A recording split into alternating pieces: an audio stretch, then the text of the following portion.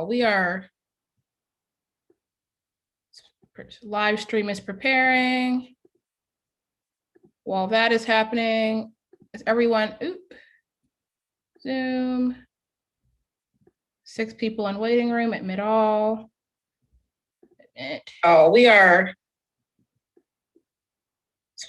live stream is preparing. While that is happening, is everyone, no. Zoom. We're gonna mute that because that's 6 people in waiting room, admit all. Okay, cool. I'm going to post the link on YouTube. Yeah, we're going to start in the next 5 minutes, y'all. So just kind of humor me for a second.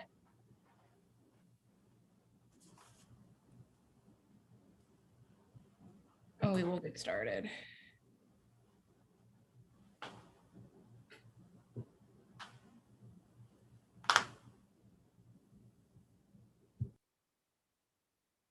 I just need to share this link. Boom.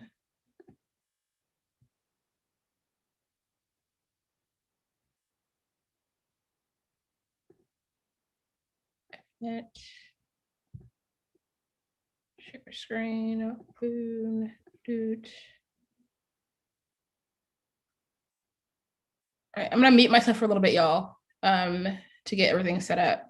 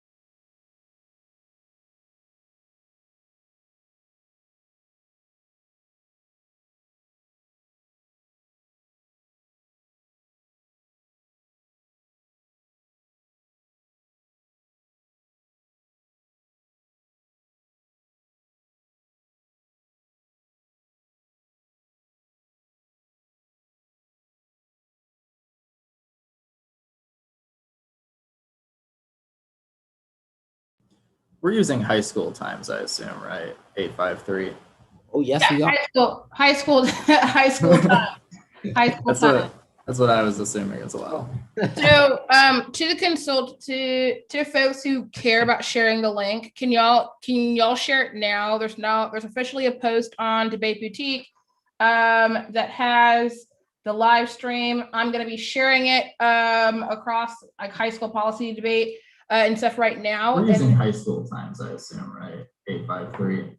Oh yes, we are. Cool. Ignore that.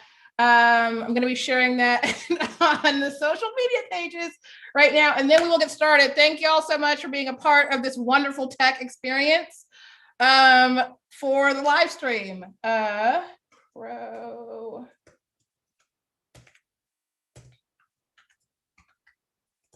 The first demo debate of Debate Boutique 2021. Period. Get pumped. pumped.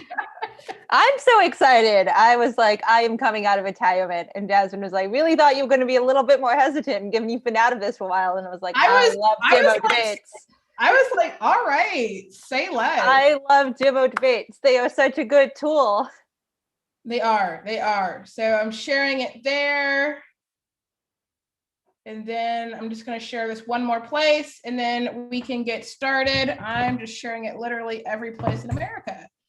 I should have shared it via me. Okay. Share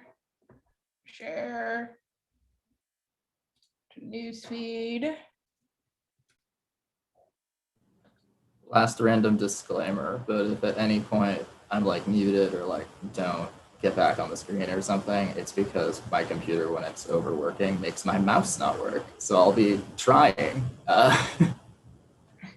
Heard you. Okay, sharing this one more place, college policy, and we're going to get started when people are sharing it, period. Okay. To a group.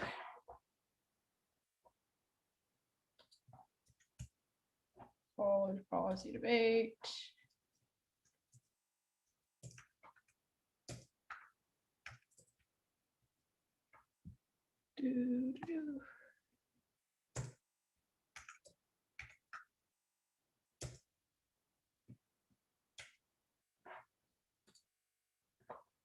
All right, I'm gonna let this do its thing and then I'll start talking, introducing this, and then I'm gonna let y'all do what y'all do best. And that is doing this, among other things. I'm sure y'all are talented in a vast array of other activities and topics.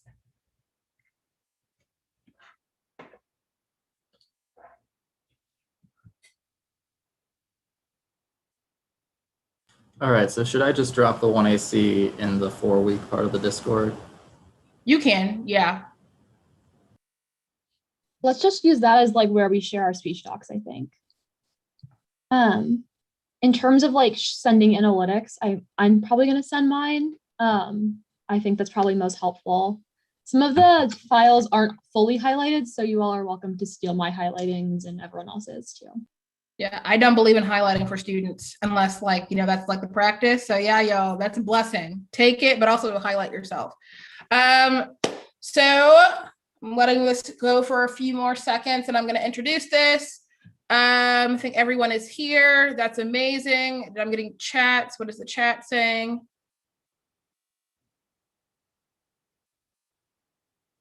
Yeah, the live stream is always going to be a little delayed. That's just kind of like how live streams shake out. But y'all should be listening here. Y'all should be listening to the debate here, not the live stream. Just making that, clear. Okay, so welcome everybody to the first pro demo debate live stream coming from Debate Boutique. We are super excited to be hosting this for you all. As everything, the demo debates are an excellent tool for students to kind of see from not only the consultants, folks who they are learning debate from, engage in the activity of debate, but also as a resource down the line for what is a best version of going for certain arguments. It was really cool to get some of these giants in debate to say yes to engaging in a demonstration debate for the community. So I'm super appreciative for everyone here. Some folks who are still debating, which is one. So Anna, be nice. And then we have, living legends in their own right. We have Victoria Yonter. We've got Greg Zoda. We've got Nay Edwards, who, if you know, and if you don't know, now you know what you should know. So I'm super excited to be flowing and watching this debate with our students. And yeah, for folks who were watching the screen before this started, we have a lot more pro demo debates happening, student demo debates happening, where students debate consultants, students debate each other. We've got our DB facilitators and all of that great stuff that's about to occur over here on the Debate Boutique YouTube channel. And so if you have not already, I don't know what you're doing, you should subscribe to our YouTube channel so that you can be notified for all of the great things that we're throwing out here this summer, because to be honest, no one does it better. All right, y'all. So without further ado, we are going to get started. On the affirmative, we have Victoria and Greg, and then on the negative, we have Anna and Nay. So let's do this thing. All right, folks, the 1AC should be in the Discord. I'm just gonna minimize this window.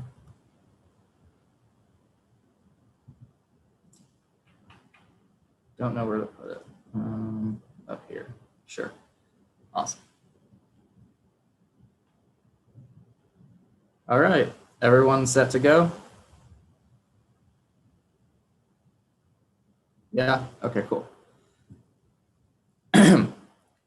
Contention 1 is inherency. Speculative leasing for mining exploration has massively expanded the amount of federally leased land for fracking. Hein, Kim, and Smith in 20 competitive leases were leased at $2 per acre, a small price to pay for discovering oil and gas trumps energy dominance until increasing the availability of public land for energy development. The percentage of leases given away through non-competitive sales to the highest levels in over a decade. Speculative leasing is detrimental to the environment and taxpayers. Costs are negligible compared to the potential for drilling. Public lands become a pro-richer for private developers. Development considerations take precedence to the detriment of preservation. BLM tends to set less protective conditions on leasing in areas with low development potential than for areas of higher development potential. These leases that preclude more valuable uses such as renewable energy production or management of wilderness, while there is no potential for fluid mineral development in lands for wilderness characteristics. The majority of these areas are leased for oil and gas developments. There is zero will to regulate these practices now, both at the state and federal level, but lack in 20.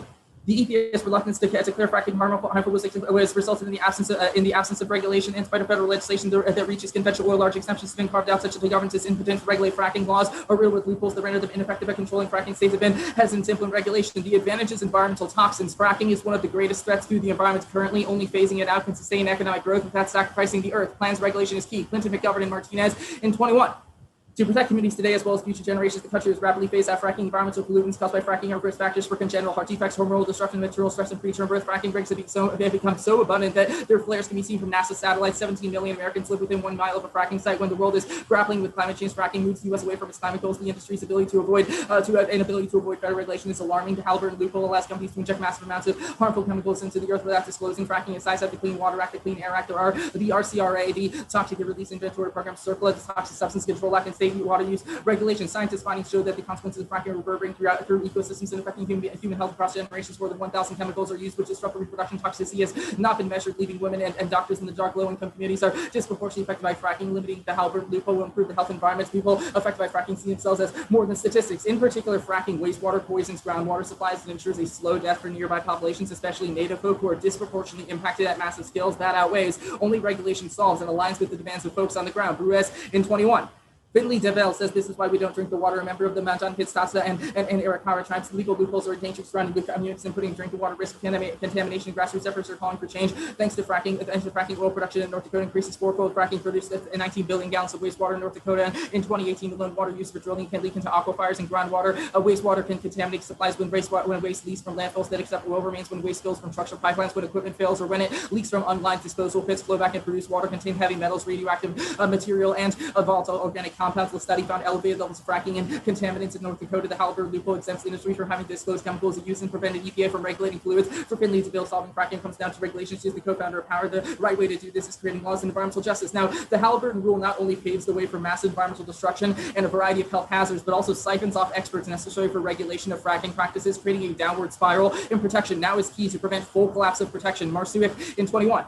The Halliburton loophole exempted natural gas drilling from the Safe Drinking Water Act in Pennsylvania. A grand jury released a scathing 235-page report that documents health issues linking them to failures on the part of state agencies. The report highlighted a revolving door between the industry and the department. A DEP employee was hired by a gas company after he issued the same company 2 improper certificates, allowing the company to shut down wells without the legally required work to ensure they were safe. This hiring created a talent drain. More concerning was the effect of the integrity of the department's investigation. Residents feel the results can't be trusted. Of the 4,100 oil and gas-related drinking water contaminants, the DEP rules contamination was not relayed 93% of the time. We found 21 chemical commonly emitted from fracking linked to respiratory and gastrointestinal problems, skin and eye irritation, organ damage, reproductive harm, and cancer. Even at low concentrations, you still have health impacts. Ryan has come out of a bath or a shower with sores all over his body. People feel unheard across the country. Fracking takes place in rural communities, limited healthcare, with limited healthcare resources. Now, for our impacts, prioritizing existential risks equates to the Pascal's wager for closing the ability to take incremental steps to better the world. Moon in 15.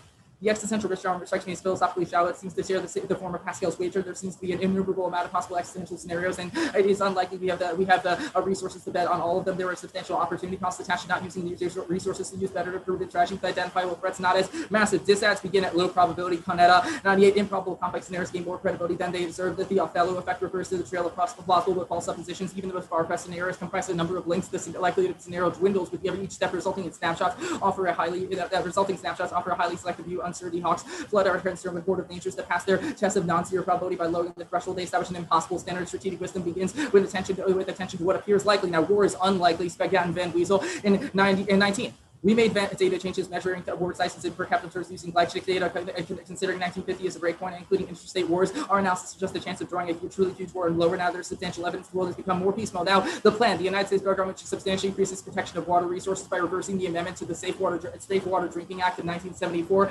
imposed by the Energy Policy Act of 2005. Closing the Halliburton loophole is at the heart of providing water protection. Exemption from the Safe Water Drinking Act undermines all capacity to respond. Bell Act 20. The Energy Policy Act of 2005 permits the SDWA by allowing the oil companies to refuse disclosed chemicals in fracking, unable to identify these pollutants. Water purification plants are unable to purify local drinking water, release contaminated fracking wastewater back into local water supplies. It is impossible for the EPA to enforce water regulations upon unidentifiable fracking companies. The Halliburton loophole has allowed fracking to pollute bodies that provide drinking water to hundreds of thousands. While Trump claims the states were regularly fracking, state legislatures neglected to do so. The federal government has abdicated its water protection role in the realm of fracking. Bills have been proposed to close the Halliburton loophole, which thumps disads, but have stalled, making passage key. Goldman 15.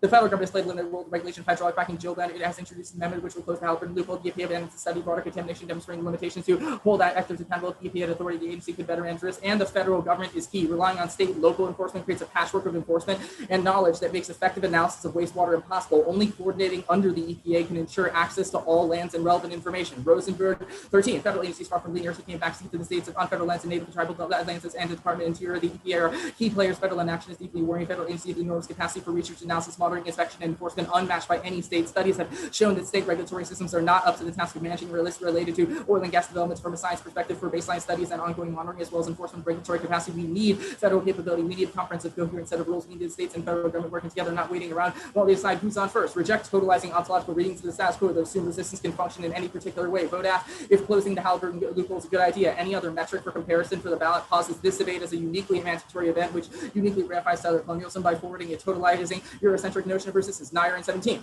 It is not in existence of the abstract command that defines the included being that remains present even in the face of colonizing ground science craft yet tenacious, in contrast to Eurocentric conceptuals, which seeks no historical moment to begin to beckon out an extraordinariness. The main actors have not yet taken a shape on the movement. They do surface from time to time. It really does not matter to the actual goals of resistance, whether the philosophers describe meaning or significance, the slave, the ontological non-subject, for all the philosophical negations of purportedly construction on being that still already maintains other than slave unceasing rise up repeatedly and everywhere. Examples of downward subjugate refuse to be subsumed there. These are significant not for any events will be coming into the world. Such would be the heroic reading that fixes and thereby perverts the extraordinary of reified moments, the voice and affirmation of the ever-present, being otherwise tempting as it is to focus on spectacular events. The everydayness that originates such peaceful public enactments reminds us that the sovereign assertion of its totality are less successful in constructing identities than either of the master script, but philosophers might assume that distinction is critical to the colonial correction of the way we read resistance. In addition to other possibilities, such a deprivileging of the constituent categories of Eurocentrism returns attention to the silent truths that define the persistence of struggles in the everyday. It's here in the everyday of the ordinary materialities where the extraordinariness of decoloniality resides. Eruptions, anger, refusal are important. The pathways of decoloniality are not charted by these moments. They are laid before and traveled. Hence, after the thrill of God is precisely this was missed by Eurocentric philosophy, refusal to see beyond the European frame that is to perpetuate the colonial philosophy of Eurocentric arrogance. In contrast to preoccupation with the revolution, we consider the path of living rather than training soldiers. We build health promoters instead of proving real weapons. We build hospitals and health centers. In these everyday actions of choosing life, not in some beautiful future come that struggles the present, is the profound substance of decoloniality. That's market decoloniality. All right. Are you good? Give me 1 sec. I gotta figure out this Zoom thing. Okay. Yeah, we're all set. Okay. What is the public? The public, broadly defined in this case would be,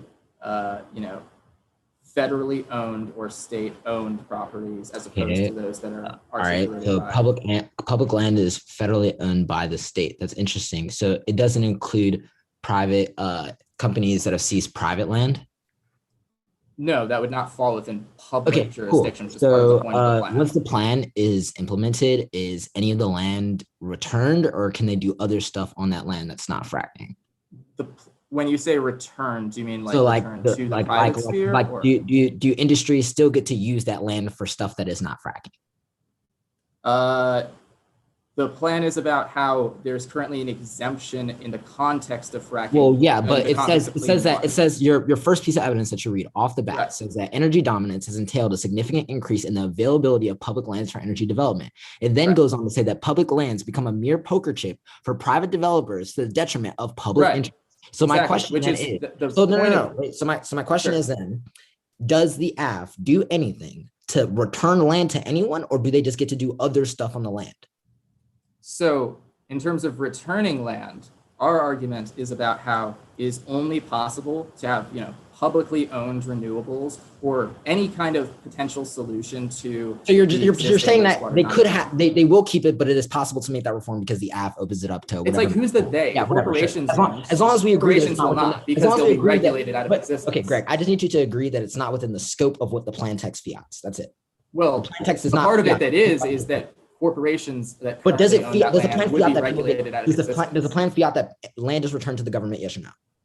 Returned to the government? I mean, yeah, it would private industry an still effect of the plan would be the return of private land to the government because those companies would no longer be able to own it. Why should the government own that land?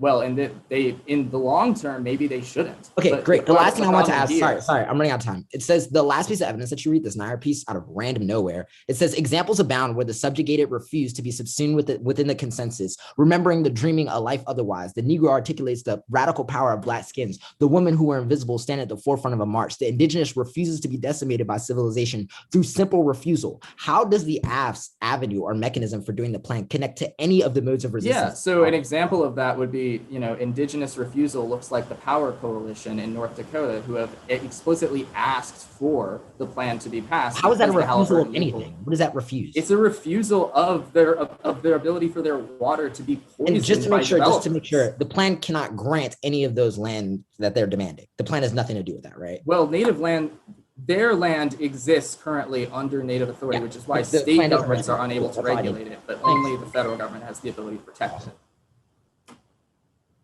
Great. The 1NC is uploaded to the Discord. The order is 3 off, and then the advantage, and then solvency. Cool. Can I get a thumbs up from everyone to let me know when we're good? Is it the same as earlier? It's a slight change. I just had to add in a util card, and it's a little organized better. Just give me 1 second. Yeah. Zoom reacts, y'all. Zoom reacts. Yeah, Zoom reacts are great for thumbs up. Yeah, thumbs up. Gas me up. You are in the Discord, in the group chat. They're posting documents. So like for the 1AC, 1NC, there are some cards that they are reading that you have access to, especially if you are newer to debate. There you can see what the arguments are and read along with it. It starts getting a little spicier as we start getting to like more of the analytics and such, which I think some of them have posted. I don't know if they're all posting analytics. I don't know. But yeah, those are documents to follow along when you get lost. And it's okay to be lost. That's fine. We're here to help you unpack all this. All right. Is everyone good to go? All right. I'll take that as a yes. First off, is the state's counterplan. Counterplan text the 50 states and all relevant territories should expand the protection of water resources in the United States. 1, history proves states have greatest authority in managing water resources, which includes working with Native American tribes. It's Huffman. In 08, universally set the state governments and courts had governed water. The Desert Land Act included all non-navigable waters reservoirs are funded. The states firmly established the state govern and enforce water rights. State Congress further some of the states are overturned water rights. The McCarran Amendment that by waiving Fed immunity, the Supreme Court precluded educations in federal court recognition of state education of water rights. The court right to McCarran to give state courts for jurisdiction over Indian reserve rights. Claims to state water laws to provide the essential infrastructure. Many states eliminate market restraints in the interest of efficient allocation of water resources. Second, the net benefit is politics. Only states can avoid politics and rollback. That's you're wrong. In 621, a bill introduced by Congressman called the Need Water Bill, Willie in the Wind Act, which funds water resources projects been set to expire soon as we've seen the passage of water legislation passed on Capitol Hill. Next off is the critique. The state's intervention into market shifts, wasteful practices, under capitalism towards clean innovation practices, which paradoxically increase the demand for natural extraction to sustain economic growth. That's Comert. In 19. Green proposals to save capital rather than destroying or protecting the environment. They share a belief in capital government intervention to mitigate the cap's effects on the environment, shifts away from neoliberal and demonized states towards innovation and demonizes while wasteful capital while remaining faithful to markets and a solution for crisis is an end to growth. It's because of the impossibility growing forever of growth and increase the demand for fossil fuels, minerals, and water, damaging the environment. In the long run, capital returns to make cultural projects, clean water projects that search for profit, maximizing disaster capitalism, drive profit from environmental catastrophes as a result of abundant profitable opportunities. Fracking regulations legally shield the fracking industry from anti-capitalist dissent and to ensure to slow forms of invisible environmental degradation and through state-approved land closures. That's Jackson et al. In 17. Fracking in the USA exported around the globe, despite its economic potential, has been distributed by governments and industry as essential. Wealth and power centralized in the hands of small, achieved by dismissing the public of wealth in our land through disposition. That privatization and redistribution of regulation to essential austerity connected to the enclosure, exploitation and degradation of land and energy. The call for exploitation natural resources to benefit but for the benefit of the nation. Concealed dispossession, fracking, essentially neoliberal extraction. Fracking serves only corporations. Potential for violence and environmental damage is inherent in fracking and runs beyond the site above ground. The essential to neoliberal regulation, privatization, dispossession, crucial to onshore oil and gas extraction. Before protests approved by neoliberal state, only those who do not threaten the squad that would really real time disrupt bring into question the current order, fall outside peaceful protests in order to find as unacceptable responding to such substantive opposition to fracking involves opposing a threat to reproduction of capitalism, generates a present of differentially distributed mass violence, environmental degradation, and extinction. That's Robinson and 14. Global crisis found in overcommunication and contradiction, state power crisis in one place, representing crisis for the entire system, climate change, and the independent crops of centralized agriculture, threatening the ability of billions of people to survive the systems, fast reaching the limits of reproduction. Violence is unprecedented. Computerized wars, drones, bunker buster bombs. So there is a vast world population, elite from productive economy, subject to central and destruction of prison, industrial, and immigration detention complexes, dominant present policing, military gentrification, the spread of WMD and military makes it hard to imagine system come under stable political authority, ultra-rights, insurgent, involved military masculinization, homophobia, racism, and racist mobilization, 21st century fascism, normalizes and glamorizes warfare, the ongoing crisis in capitalism and left politics necessitates a return to the party farm. We should no longer be afraid of totalizing visions of the world or think that the personalist political collectivity is the most powerful tool available to the revolution. To vote negative to affirm the return to the party. Every affirmation of solidarity, organized the political will of the crowd forming the revolution around us. It's Dean and 16 caps to separate individual blocks from the generation of choices. Now comes the party opens up and collective political subject provides knowledge and through experience with artists on the communist rights. The party attempted to abolish cap in the revolutionary system with the same participation, training, education. Communist parties exceeded binary state factory, engaging multiple fronts of the wind circle, communist connected issues and experience enlarging into a common role, mobilizing collectivity values of solidarity, supported building of a political organization capable of responding to challenges, generates knowledge that can be integrated into global lines of radical left from already existing groups and left people who want to be engaged in radical politics. So please to go to start local military politics connected via company issues. Success in one day or advance the struggle as a whole, but pulling from into local actions is enough without solidarity. Cannot emerge into parity material as well as sexism, racism, homophobia, but each is holding members accountable to expectations left for anything the party mobilizing into authority and convictions. Nation states act as the police protecting cap to advance. We need to organize. We need to be a party for the people in the crowd.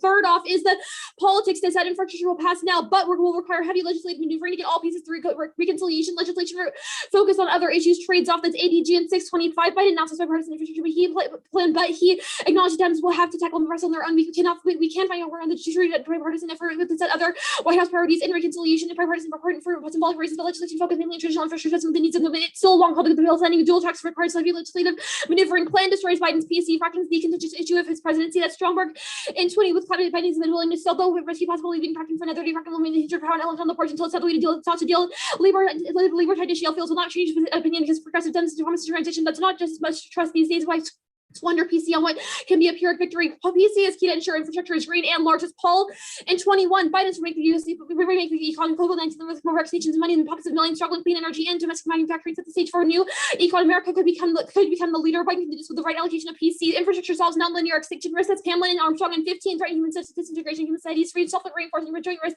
spread from part to part, affecting the entire system, spilling over critical infrastructure possibility that small disruption cause a highly nonlinear effect. Water, transport, fuel, and power strongly coupled like global governance, regulatory mechanisms, inadequate failure cascades such as infrastructure damage, gas free risk as trigger social collapse, institutional collapses create knock-on effects such as destabilizing entities. Such trigger damage on a large scale. Secondary effects, conflict or starvation, cause great death and suffering. Political global coordination, allowed regulatory responses, ecosystem collapse, loss of trade, poverty, wars, increased fragility, climate change, and monocultures. Now is the advantage. One, act doesn't solve this. Grinberg in 21. NCW riddled loopholes in preferential treatment for lots of fools. The held loopholes to deserve attention. However, the significant shortcomings mean that closing loophole and regulating fracking would not be enough. But second, SWO regulation does solve this. So standalone in 21, technological and regulatory advances minimize freshwater resources in favor of non-potable, lower quality water or produce water, reuse more efficient technologies to be scaled and utilized by other industries. States have extensive quality and quantity regulations to support stability schools, progress assess quality of waters, and establish plans to bring impaired waters back into goals. The regulation requires operations prepare plans for implement controls to prevent impacts. Third, no impact from fracking fluids is AFP and 15. Fracking poses no widespread danger to drinking water, very small compared to the number of fracking wells in use. 4, no connection between regulating fracking and saving the environment, and turn banning domestic fracking increases emissions from oil imports. At so Scanlon. And 21, the U.S. can become goals while maintaining development 3 GHG emissions from the extraction and combustion accounted for less than 10% of U.S. emissions, even if it banned expect demand to drop, meaning that demand will require importing more such would be provided by imports from countries with different standards or through production from state, private, and Indian lands. Now, solvency 1, utility is the most practical and straightforward method for making decisions is voting.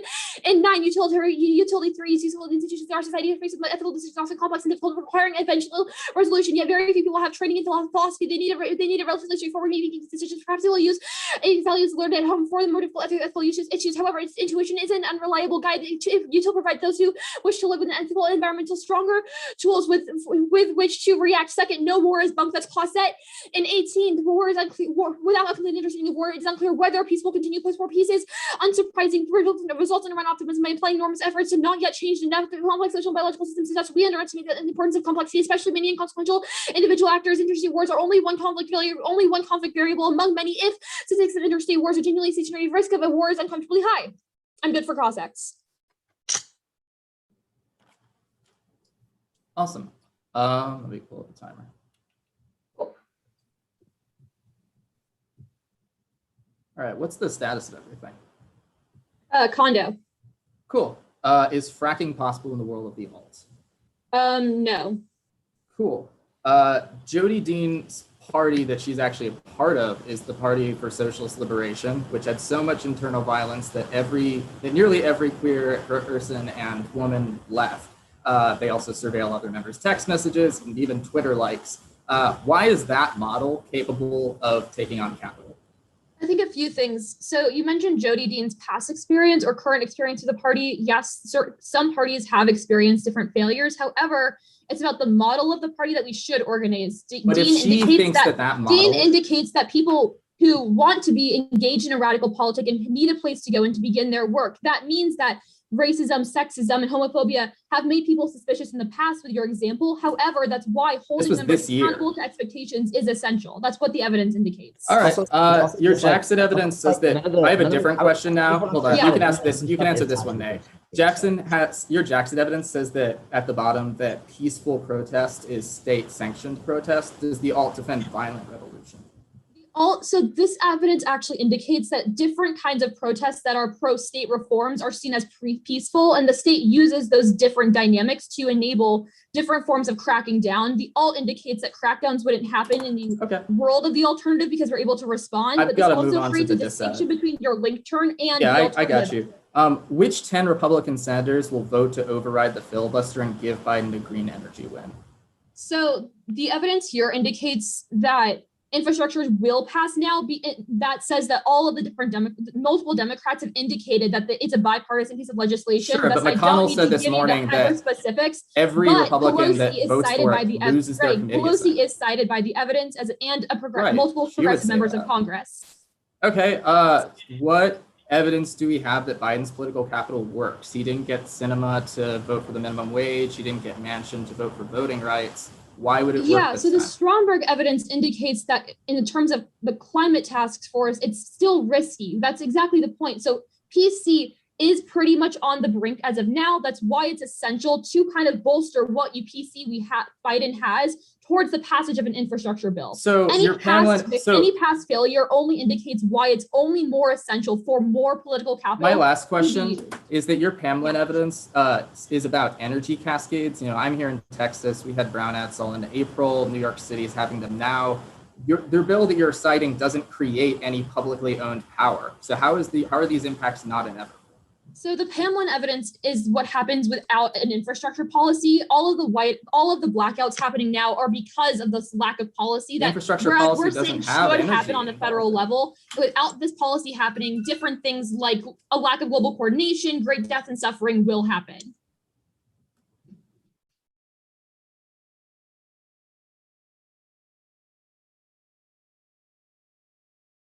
I'm taking a moment of 2AC prep to be double checked on things.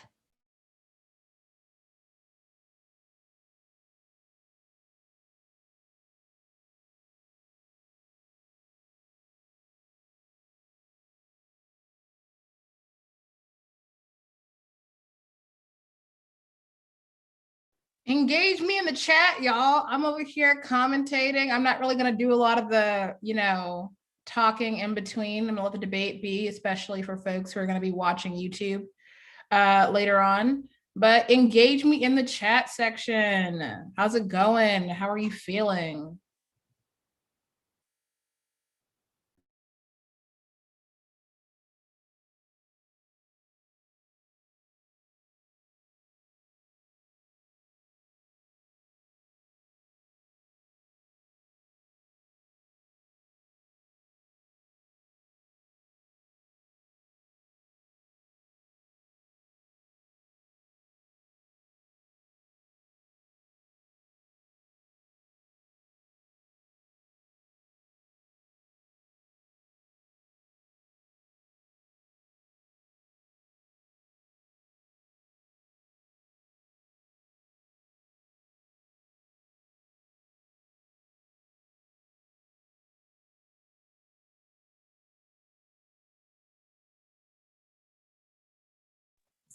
You got some stands in the chat. I would die for Anna Bittner. That is extreme.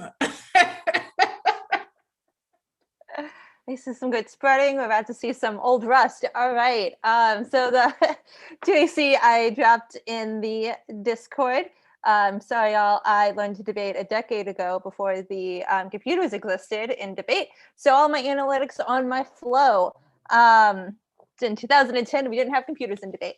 So I'm old. It's okay. The order will be case in the order of advantage and solvency, and then the cap case, state's counterplan, and the infrastructure dissad.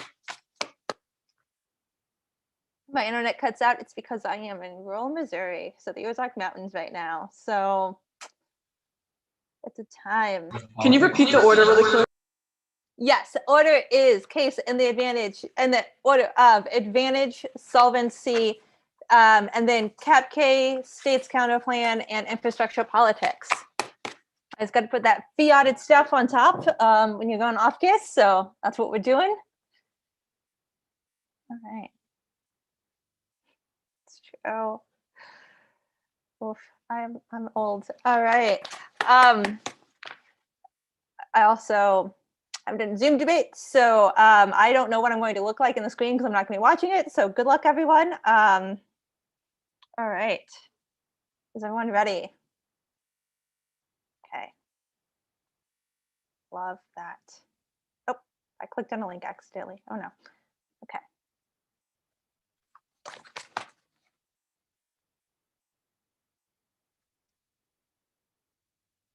On the case, passing the app is the best way to solve for the environmental impacts that fracking causes. It's key to boosting the economy, and the regulation is necessary. They say that the app doesn't solve. However, it says that it should still happen, and specifically their evidence is actually an app code. It just says it isn't enough to absolutely solve everything. It's not that the app solves everything that's absolutely wrong with the world. We just think it's a good idea and is an important first step. Their author in Greenberg in 21 agrees with it. They say the status quo regulation solved. This is not true. It says in certain cases, yeah, sure, California is doing good things. Doesn't mean that Oklahoma is able to regulate it well at all. In fact, there's Skinlin and 21 evidence is the reason that state's counterplan can't solve. Why only the app can, and that's the Clinton evidence as well, that the plan is key. And they say that, and it's key to preventing wastewater and degradation, and this outweighs any of their impacts. They say that there's no impact to fracking fluids. However, this just means that the APA is not looking for it right now, and they're not regulating it right now. That's the point of the app. That is literally the loophole. And that it rules the Halliburton loophole closing that is important for environmental degradation. Their evidence that says that there's not key to the environment is from the American Petroleum Institute. Of course, they say that there's nothing wrong with it. It doesn't mean that it is. It doesn't include also methane emissions. It only talks about CO2 emissions, which means that it's not comprehensive enough, and it's not actually about the AFM to ignore the evidence from the API. That's literally the lobbyist for the Petroleum Institute. Ignore this piece of evidence. In fact, this is a terrible answer. And This is important, and this is outweighs, there's low probability of their dissat, and that war is unlikely. Let's get to solvency to answer that. They say that a war is likely. Notice from a computer science professor who clearly wrote a bunch of AI to do a bunch of models of the world and ran it millions of times and decided there was a high probability before evidence from looking at a holistic view from economics professors that actually say that people won't go to war as opposed to computer simulations. Literally, it's from a computer science professor. Look at it. And they say that util is key. No, it's not specifically preventing environmental degradation for things such as fracking and listening to native rights is more important than running computer simulations, which apparently they're doing according to the class of 18 evidence. We think that holistic views of actually preventing environmental degradation and fracking on land is more important. And the Fed is key. Extend that, but I'll also be cross-applying that to the state's counter plan and reject the total ontology, which I will also be cross-applying on cap. On cap. But caps at the bottom. First, weigh the consequences of the plan against the critique. They can win the critiques of representations, but they must filter them through the policy solution of the app. This is best of fairness. The plan is to ensure the debate. Anything else meets the one saying is infinitely aggressive. And plan Perm do both. Perm do the plan because the Socialist Party forces to do it, and no link and the Perm stalls because their own Jackson evidence says that fracking must be understood as a quintessentially neoliberal form of resource extraction, which means we are netless capitalism. So either one, they continue fracking in the world of the alt, or two, it's a floating picture to be rejected due to fairness in education because it steals the F.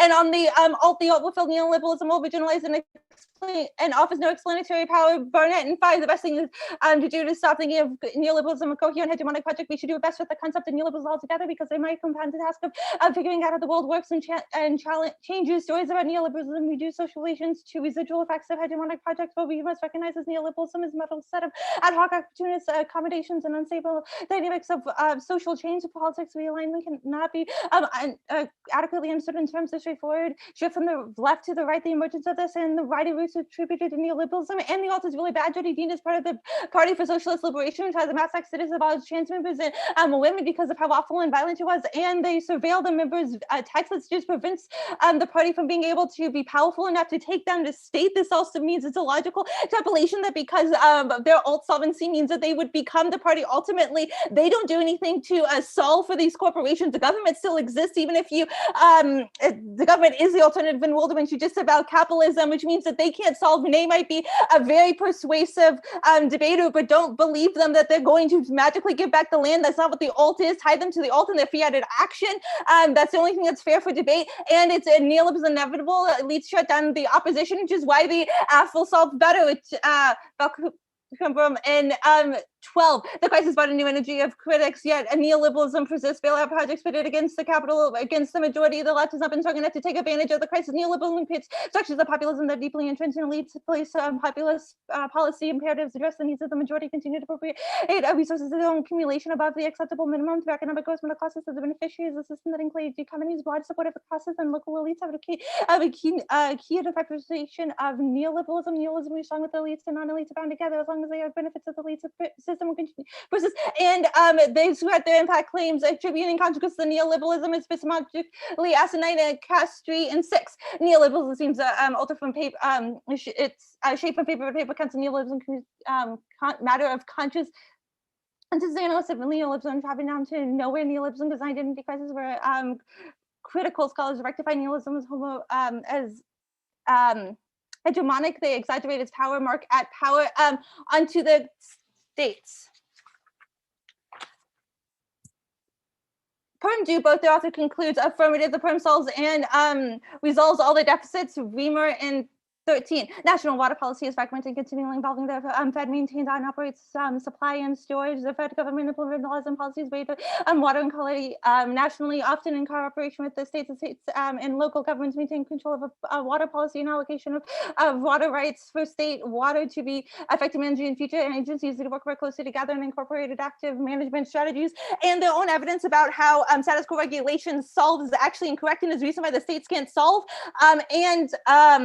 The the Fed enforcement solvable deficit, the CWA and EPA sets a precedent for federal authority over water resources and enforcement at the state, local, private level. States don't have the resources and knowledge like the EPA, results in patchwork disclosure and regulation. That's Rosenberg's own as their own evidence. Oklahoma will never write laws that will actually be effective. California might, which is what their evidence is talking about. The status quo only like liberal states can solve. They can't. They have huge solvency deficits called Texas and Oklahoma that they can't solve for. This is why we need an increased role, and their evidence. The last piece of evidence is actually terrible. It doesn't say that politics is a net benefit. It only says that California is struggling, has to do their own laws because Capitol Hill won't pass laws. That is literally the F. We get fiat, which means the last piece of evidence literally doesn't matter. The riots prove that state politics do filter up into politics. That proves that this is no longer the case. That this is not a net benefit. Politics is not a net benefit to the counter plan.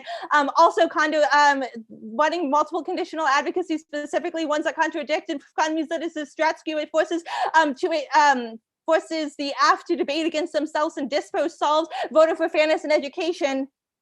Onto the politics this ad. Part of bipartisan failure is good forces them to go alone to reconciliation. 7-1. The bipartisan efforts failed Democrats to pass a single bill of reconciliation to include child care, climate resiliency, and absent a bipartisan bill of reconciliation will sweep in everything package and is supposed to impact the bipartisan bill works.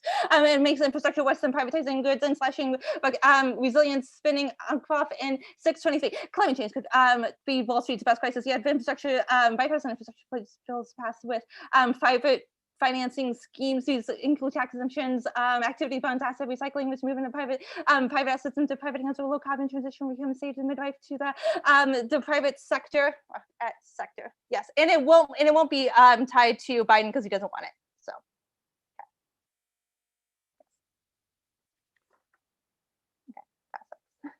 All right, you good? Yes. All right, let's start on that last argument you made. You said the plan won't be tied to Biden because he doesn't want it. What is the warrant for that argument? Do you have any? Your own evidence says that he won't touch it. So he won't touch it means it won't be tied to Biden. It's through Congress. Got it. Next question on the counter plan. So what in Oklahoma makes it a patchwork of regulation?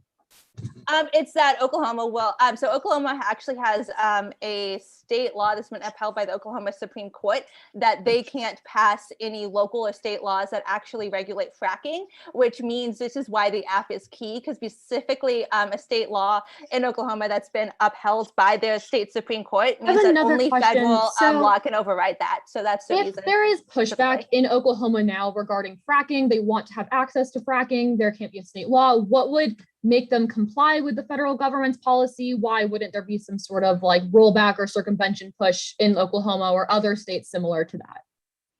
So because of the supremacy clause of the United States Constitution means that the federal government has ways of enforcing, while that might be things such as funding mechanisms or just overall enforcement, they can send federal agents down there. So I have another question. Since this is a demo debate, let's have a definition game. Can you define dispositionality for all the students? What does dispel mean?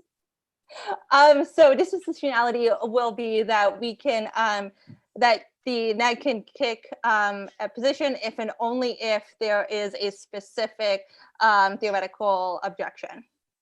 I can kick an argument if there's a theory argument on it? Specific to the, specific to it, yes. If and only if. What's an example of that? Like state's counter plan is bad, maybe critiques are bad, specific, maybe CONCON bad, all of that. On the solvency page, why is an econ professor, why is economics the best understanding of why war happens or why war wouldn't happen? So it's not that that's the best understanding, but overarching looking at whether or not war will happen, as opposed to your computer science professor that clearly just ran a bunch of models and decided that after running the world a million times. Study done by a professor. Next question, the K, the neolib inevitable evidence. It says that neolib appropriates resources to keep accumulation happening through growth. Why doesn't that prove every link we read in the 1NC? That, wait, what was the question? Sorry. Neolib appropriates resources to keep accumulation through growth. Why does that not prove every link read in the 1NC? Wait, Anna, could I actually ask a caveat of that question? Sure. Could you Greg, please translate neoliberalism good and in native solidarity in the same sentence, please? There wasn't a neoliberalism good card read, so. Yeah, we didn't say neoliberalism good. It's just we think that the app is a better step against neoliberalism because it's not shut down by elites. It's not co-opted because and it's also a more sustainable method than your Jody Dean alt. Yeah, So we don't think that neoliberalism is good in all ways. But you're not saying it's good. That makes no sense. We have no, we're saying that this is the best way to counter it. Like, this is the best way. Okay. We're gonna start our prep now.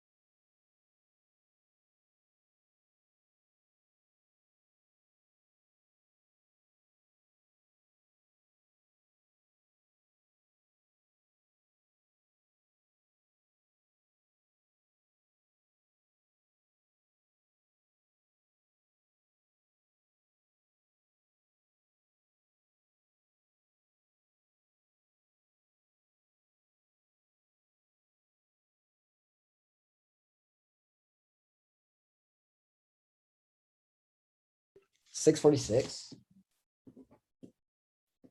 Let me send this doc out and set this timer. Having a physical timer is kind of garbage.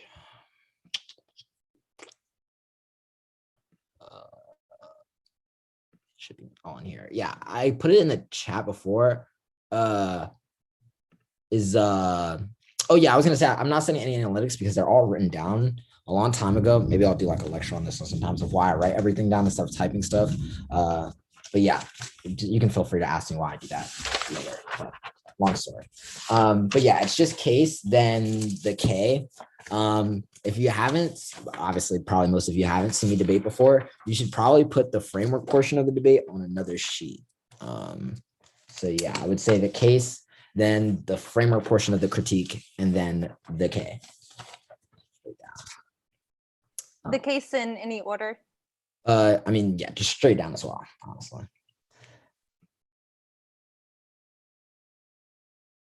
Muted myself on accident. I've never debated on Zoom before. I don't know how this works. Okay, cool. 8 minutes. Great. Not gonna mess that up. Okay, cool. Is everybody good? Is that good? Okay. Awesome.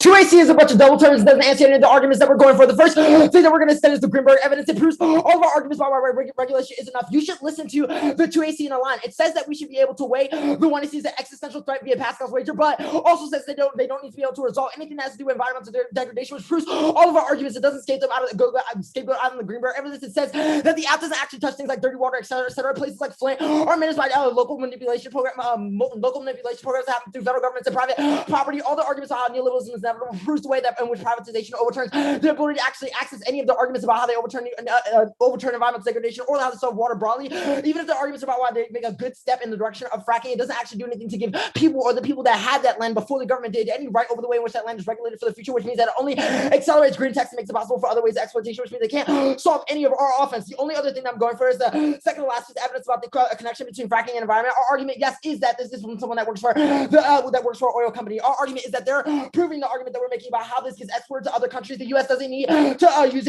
oil here in order to create other forms of globalized forms of environmental degradation that don't allow you to resolve any of your impacts. It just allows for the external globalization on countries that are a lot poorer and that they can get for a lot cheaper labor. This proves all the intervention and war arguments that we make throughout the rest of the case arguments that will be on the states of this, will be on this counterpoint and the dissent of the debate, but they don't have any offense here because all of the 2AC spent was just saying why it's from the oil company, which would be the most predictable person to tell you a plan about what oil companies will do in response to this, which means that we have 100% certainty about the exportation of all the bonds to talk about from the 1AC into international countries. There's no way they can resolve this coming out of the block. The criticism. At the top, it's too bad you never debated me before because then you would know that every debate I'm going for framework that you should evaluate this debate with the goal of making a revolution. Only the role for intellectuals in the face of capitalism is to reduce laws and enforce revolutionary taxes. Any other role feeds back into the maintenance of capitalism by a extreme proletarian consciousness. That's also take communism as a link to previous states' manifestations. Take capitalism, reclaim communism, recognize the genuine communist heritage, which opposes authoritarianism, progression, war, and eliminates freedom, democracy, peace, and love. Communism has been the enemy common to many liberal, social democratic fascist regimes. Communists have been murdering their millions to be regulatarian proud. It's a dangerous time to challenge those who seek to curtail critical debate, which they defend or that terroristic academic strategic investigation before trying to students take the outside work outside their universities, learning from the movements to avoid becoming fixated on the power of capital requires a focus on other proletariat constitute element of social process of research and politics will influence presuppositions that in turn have implications for the context of the research working with capital requires that inquiry that promotes proletarian subjectivities intellectuals that's not out in front of it determine the movement of history or on the silence or critique but rather completely inside where strategic investigation be a formula to say this gut check to all of their arguments about fairness and procedurals because it says that those procedural norms and the way in which institutions install them in order to root out communists is exactly how they get rid of things like the criticism and the ability for us to say that this is only a state-based way of invoking socialism when in actuality is a way in which you can reproduce neoliberalism. All of the arguments they have about why they should be able to weigh the app against the criticism is cool, but it doesn't take in the context is what is the value of what is good and bad. Our argument is that you can only evaluate through anti-capitalism because it allows us to be most against the environment if they're sticking to the core of what the affirmative says in its ethic and how we should be responding to environment as a form of native degradation, as a form of anti-blackness, as a form of capitalism. Then you have to take the way in which we're weighing to roll it out first, which means that they don't have an in-route to this, and then we're going to win this on the method debate. Now go to the criticism of Harper. Capitalism structures historical dispossession, the historical context of the plan. Fracking is not just a market from nowhere. This is the result of capital expansion via slavery and native genocide. The 1AC sounds good in the vacuum, but it doesn't come close to the roots of fracking violence. The first thing is, why does the government own the land? It's only able to come into contact with the ability to sell this to private entities via things like native dispossession, etc., and the continuation of anti-black slavery. Our argument is that when you don't have the ability to organize against any groups and you assume that giving the government the land back assumes that they can have a representation for how we should actually associate and relate to these marginalized communities, misdiagnoses what capitalism does in order to assume its possibility. Capitalism creates a bond with private entities in order to ensure that the system is ontologized as such. It's really interesting that they keep saying that we shouldn't talk about ontology, the cap K, by the way, but they ontologize neoliberalism by saying it's an inevitable thing. They say that it is all that we have and then use that to limit the types of alternatives that are made available, which proves all of our arguments, not theirs, which is why I read that quote from them in the 1AC cross-sex, and they should have suspected here. The party is Black, it is Native, it is dispossession or alternative. Take some things like the Blue Peace community response to distribution problems that happen in things like food, resource programs, solidarity within Native protection of land. That is not just a refusal of the government's declaration of land and trying to get it back, but the refusal they should be able to decide to claim the land in the first place. It is the bombing and the refusal of private entities even entering into these lands, by hiding them in forests, etc., etc. All of the ways in which we can adopt various forms of party organizing around being able to put distribution back in the hands of those that are and exist within dispossession, which none of their acts can solve for at the level of mechanism, and can't even include the state can never include those that have been to prison, and can never include those that are gerrymandered, etc., because they're all a section out of the ability of being able to access politics. There's no way in which the permutation can even interact with the alternative, which means that even if you say perm, the socialist made you do it, acknowledging neoliberalism is inevitable afterwards double turns that argument, which means that permutation is a non-starter. It makes it impossible for you to win that offense. I'll do the link debate here. The representative permutation is that this is the Khmer evidence, and it says that you assume that government control is more ethical and which only accelerates bad green tech and increases privatization. Our argument is that the government's use of that land still allows them to sell it to other private entities, still allows them to develop over the land, still allows them to only meet the quotas that allow them to stay under their like currently the U.S. doesn't have to stop even things like the production of oil as a whole. It only has to stay under things like what is the current standard we need to meet in order to be a clean energy country, with how they've agreed to things with agreements such as the UN and other international agreements, which the AF has nothing in result of. The bill that they're talking about doesn't do anything in the context of the land. That bill is about giving more funding and allowing the production of more energy, but it doesn't redistribute anything at all. This turns on their Pascal's wager argument, because the Khmer evidence says that this type of logic is what justifies disaster capitalism and creates the worst forms of violence, because they always weigh the inevitable effects of neoliberalism against every possible alternative, which is why you can never get a permutation. The Jackson evidence says that dispossession, it says that you increase privatization and legal loopholes, which your evidence says is possible through the ways in which private companies are able to seep their way into the government and create agents that allow them to broker deals in order to get more access to publicly owned land. Their coalition arguments double turn on this, because those coalitions require forms of representation that don't allow us to talk to the dispossessed, and don't answer their indictment alternative later, but they don't answer any of the legal loopholes that create the impossibility of those who actually deserve and that own this land to have representation in the way in which that land is distributed in the first place. The government is not an ethical actor because they also should not own the land. Get all of that existential stuff out of here. You don't get to weigh any of the arguments about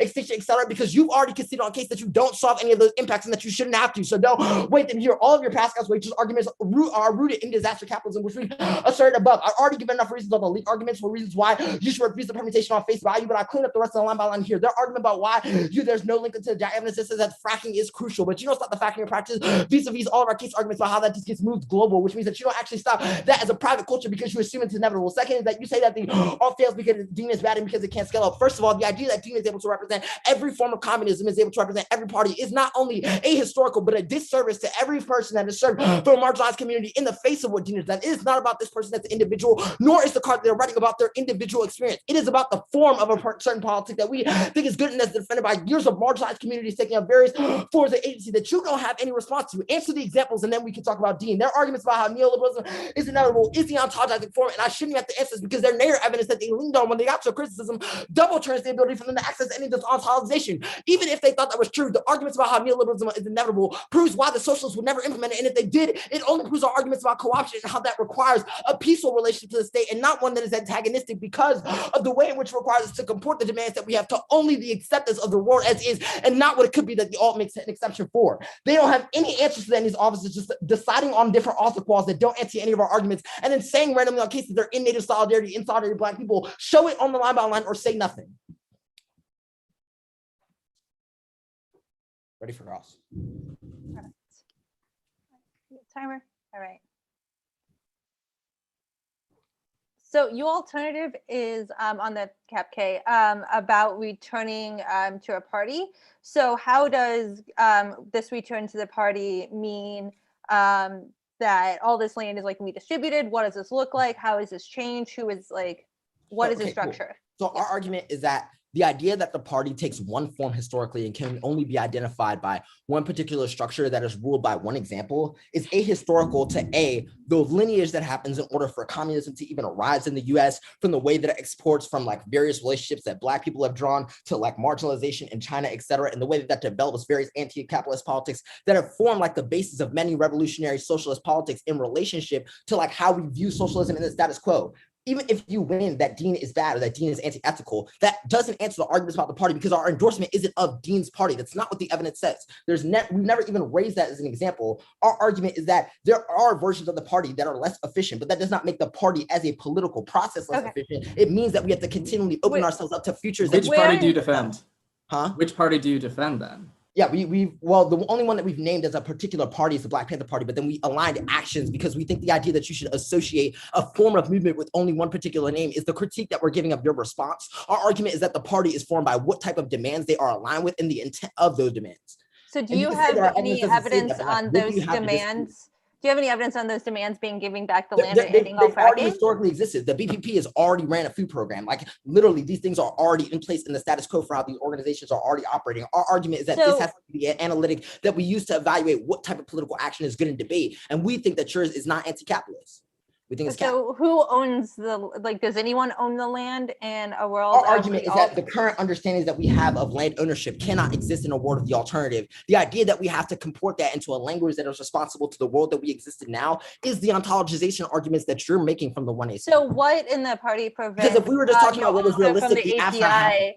Your author on the API, that's part of the API. What prevents that author from like continuing fracking if they're given back the land? Well, we also said that we are in solidarity with like native protection for land. That looks like bombing plants. That looks like being in revolutionary action with natives that are taking up abolitionist. So along with like your author from the API. Yeah, that's why we said that guy too is also part of the party. What'd you say? Is the guy that you had on the case from the API? Is he also part of the party? No, this is what Greg, you'll know what I'm about to say about like institutions. This is what like people always get wrong about institutions, especially in debate, is that the idea that every method has to be assigned to like one name that you can hold it to, when in reality, that's not how political organizing works. Political organizing looks at taking particular tactics that have come across from different. Okay, so what do you feel when you vote neg? What the happens? API thing is a prediction. It's like for instance, if a KKK member comes up to you and they're like, here's our plans to do a bunch of like racist stuff. It's not like we should just ignore that they give us the stuff. We should use it so that we can plan against it. This person is literally telling you this is what these companies and this is what the government is going to do. Once you pass this plan to just export it other places, you're not stopping anything. And your response is like, but you're a capitalist. And it's like, bro, you just said neoliberalism is inevitable and that like socialists have to work within that. What are you talking about? What's the difference? Like, what's the difference between that and the API? I'll let Greg handle that way in the cross-ex. I'm sending it out now. It might take like a second of prep just because some of these cards aren't highlighted. And yeah, we have a 646. Yeah. Oops. These cross-exes, y'all, spicy. I'm like a floating ghost voice talking, but my oh my. I am gonna say that after this debate, I put it in the chat for those who are in the Zoom watching, which is a lovely group of individuals. I love the chats that are happening. But on Instagram, I'm going to create an Instagram poll so that people can vote affirmative, negative. So if you are not following Debate Boutique, or if you don't want to, but you do want to vote, you can head over to debate_boutique and submit your virtual Instagram ballot at the end of this debate. That's when we will make it available and live for you to vote on. But I'm done being the kind of invisible hand of Debate Boutique live stream, and I will lead it back to Anna and this 1R, which I'm sure is going to, oh, edges, they're still here. Yeah, be great. Cool. This should be done. I will send this now. I was at like 5:15. Yeah. I think I stopped it at like 5:45, but it's the same thing. I could have been late because I started the timer late too. So oh, no worries. If you were timing, you're correct for all of it. Cool. So my speech is a combination of some of the things that I like typed up in the document. Things like you all can see like how I'm kicking certain arguments I included. So that should be helpful. But also you should note that there are some analytics that I did not send. Cool. The order is going to be politics, followed by the state's counter plan, and then the solvency page.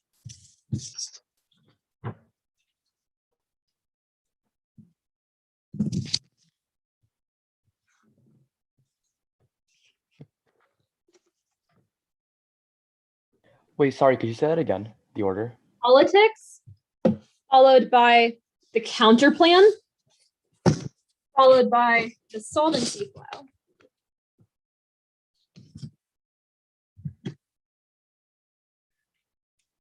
Alrighty. Everyone good? Great. The dissent outweighs infrastructure is bipartisan and coming now, but the app stacks Biden's PC, which means infrastructure doesn't go through Congress. That causes multiple extinction risks that also turn the app. One is climate change. A, it outweighs, it's irreversible and causes shocks that escalate to climate wars, which risks extinction and drawing from every other country in the globe. B, it turns the advantage with ecological disasters and worse damage than fracking, spill off via water via droughts, worse pollution, and scary things like acid rain and heat waves, which are all existential and are forms of slow violence, which turns all of their framing situations as well. Second is trade and poverty. A, it outweighs, it meets their standard slow violence and outweighs because of a lack of trade and poverty. It's a global impact rather than local fracking sites. B, it turns the advantage, makes equitable resources harder and local communities less equipped to handle ecological disasters when stopgaps like trade are removed. Now the turn, one, bipartisan failure is bad, go it alone fails. One, CADG evidence indicates that reconciliation has to be done in tandem since Biden won't sign the bipartisan deal or any other policy without a bigger piece. B, second, their evidence isn't about the app, it's about childcare and climate change resiliency with not stopping fracking, so it doesn't apply. And third, and third, we're going to answer their turn. One, it's good. That's the overview. The second, cyber outweighs in infrastructure is key to that critical infrastructure and guides against cyber attacks and grid collapses. Riley and 312 Biden's agenda against critical infrastructure and creates cybersecurity essential services, including hospitals, broadband, and electrical grid, physical infrastructure, for cybersecurity infrastructure, sign of new importance and awareness of devastating results of inaction with major power outages, water shortages, healthcare facilities, search and limit in communities left behind due to digital divide, cybersecurity weaknesses that lead to a much worse outage. Congress is scrambling to respond to Russian attack on software company SolarWinds to do more to defend critical infrastructure, constant attack from cyber criminals and nation state actors. Also, they're just wrong. The bipartisan bill is not, in fact, worse, but rather it's the only thing to pass via an FPC and solve existential risk. Now that they say that it won't be tied to Biden, but that's incorrect. This is unparted and unwarranted. You should probably prefer the 1 and C evidence, which indicates that if Biden's touching fracking is basically like touching the 800-pound elephant that nobody wants to get near on the doorstep. I don't really know what that means in terms of an analytic or as a metaphor, but here's 2 more cards that make it very clear that Biden is going to be linked to the plan. That's Dosok and Proposition 20. Biden distance from the community on other complaints about fracking, unclear how much hair so done with the climate and political picture of climate action might be undermined by the flashing of ambition to factors used against the Biden successors. Second, regulation of fracking drains PC. That's in 20. Although the government is seeking a volume of prepare the BDI the framework and regulations suppressing broader government officials to lead political capital. On the line, President unique opportunity shares vision for economic growth to use the political capital in the street and trying to be resource development less divisive. Now the state's counterplan. 1, we're not going for it. We'll concede states fail and lead to a patchwork of policies. That's a circumvention decided to the act. Local politicians and lobbyists like those in Oklahoma will prevent any sort of policy or actually insurance of the act following through, especially because they'll just reject any sort of federal funding that they get to implement the policies. That's also because the Fed lacks the expertise to do it properly. Let's Jacobs and 21 Halliburton loophole networks because hydraulic fracturing never under a SWA history fracturing and uses for 25 years and deployment system regulation over fracturing ever concerned necessary possibly the Fed lacks the expertise and the resources to oversee. Second, condos good. A, counter we get what we read. B, next flex ask us to pick the focus of the day. That means we need options to compensate for reactionary and concessionary grounds. C, SKUs are inevitable. T, violations in case defense are no risk against the next job generate time imbalances. D, DISPO doesn't solve victorious interpret cross-ex was wrong. DISPO is whether or not the app has offense on a page, not a specific theory argument. 3 is lack of community consensus. That's debate standard, so it can't solve. E, no impact of perf. These are camp files we have to access.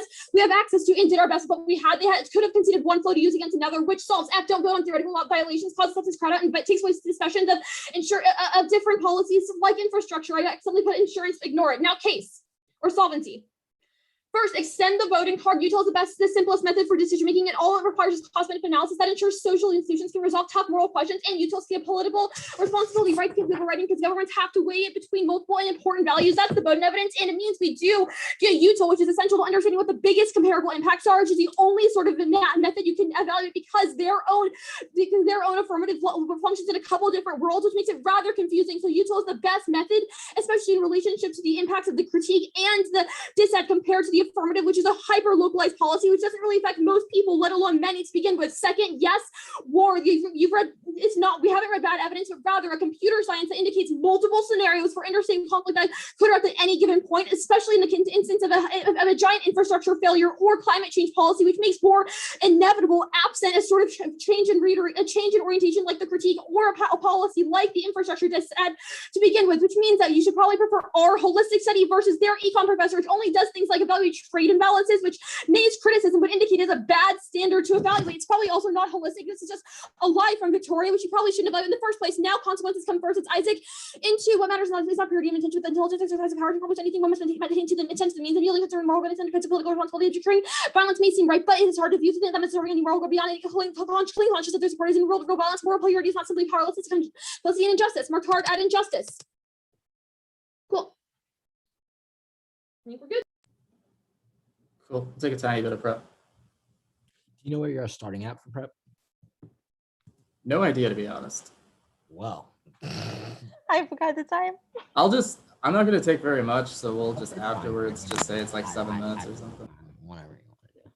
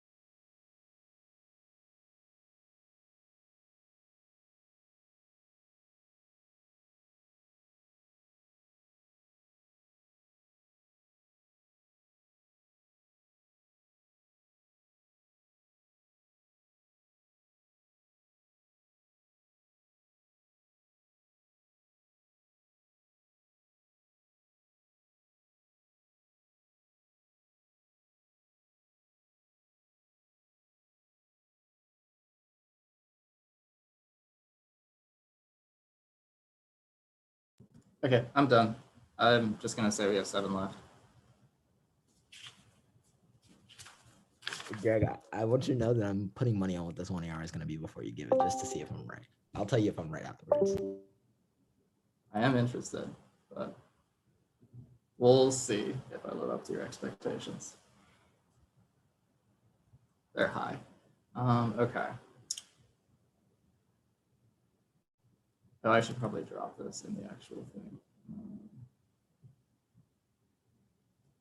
So the order is going to be case in 1AC order, the counterplan, the disad, and then the K.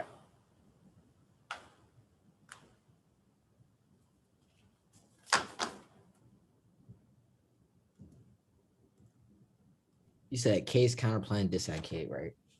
Yes. I'm assuming you just gotta go straight down the K. Yeah.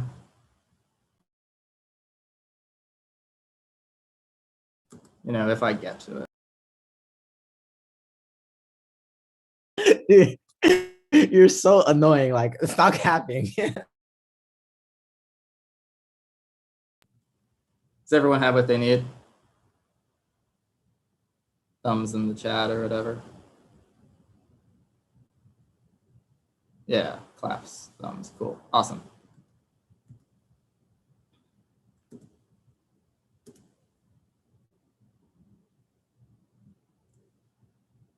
Closing the Halliburton loophole is key to halt unregulated fracking nationwide, causes cancer, heart defects, miscarriages, and a bunch of other health problems which disproportionately affect Native tribes and low-income communities who lack adequate healthcare. That's Clinton and Brew. As grassroots indigenous organizers like Power are calling on the federal government to close the loophole. The plan abides by their demands, which mean, and the alternative, I guess, refuses to, which means that they don't solve any of their own impacts.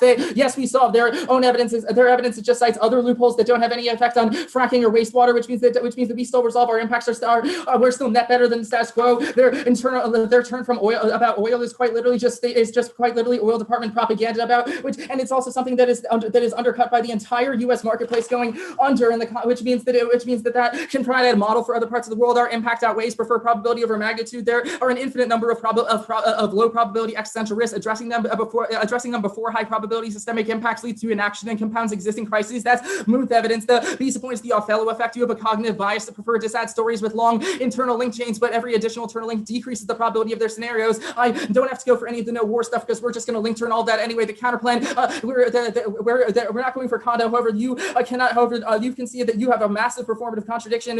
You can't go for a critique of our representations when the 1NC defended a milquetoast pro-corporate infrastructure bill, and which means that we're just going to concede your argument that, which means that if you can concede a part of the flow to make the other one go away, we'll concede the argument that capitalism replicates itself at the level of ideology, which means that they are responsible for the 1NC as a rhetorical artifact, which means you can't go for that in the 2NC in the 2NR, even if I wasn't about to straight turn the dissad. Now, the dissad at the top, the derailing they've just misunderstood the entire point here. We're going to concede that Biden is tied to fracking. We're straight turning this. There are two bills in the status quo. There's a Democrats only bill, which is through reconciliation, and then there's a bipartisan bill. We're saying that reconciliation is inevitable, which they've conceded, but the bipartisan bill is not, which is good because it's fucking bad. Derailing bipartisan negotiations is good. 2AC Rainey evidence says that they force moderate Dems like Manchin and Sinema to stomach a larger reconciliation package. The next own ADG and Paul evidence admits that the bipartisan bill isn't big enough on its own to solve their impacts, which means that forcing Dems to go it alone saves the bill from being watered down. Their only answer is that Biden said that he would only do both, but that's not true. He said he would do reconciliation even if they don't pass the bipartisan bill, which is our argument. Yes, it's not about the plan. It's about the results of us